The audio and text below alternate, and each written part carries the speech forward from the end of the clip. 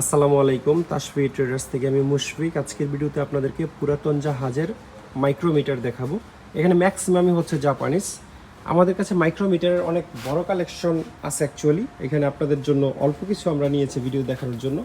এগুলো সবই হচ্ছে মাইক্রোমিটার যা দেখতেছেন, বিভিন্ন ধরনের প্রিসিশন টুলস বা লেথ টুলস। যদি আমাদের ওয়্যারহাউস ভিজিট করতে চান তাহলে এসে আপনারা নিজের হাতে দেখে নিতে পারবেন। আর ভিডিওতে আপনাদেরকে যেগুলো দেখাবো সেগুলো হচ্ছে 0 থেকে শুরু। যার এটা জাপানের মিতুটোয়ো কোম্পানির একটা মাইক্রোমিটার, 0 থেকে 25 mm। তারপর এটা হচ্ছে 25 থেকে 50 mm, এটাও মিতুটোয়ো কোম্পানির। এটা হচ্ছে 50 থেকে 75, তারপর 75 থেকে 100, তারপর হচ্ছে 100 থেকে 125। এটা একদম স্পেয়ার মাল, আনইউজড, ব্র্যান্ড নিউ, এনএসকে কোম্পানির।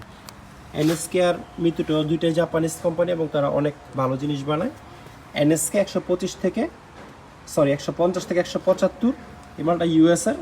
175 থেকে 200, তারপর এটাও হচ্ছে 175 থেকে 200 এনএসকে।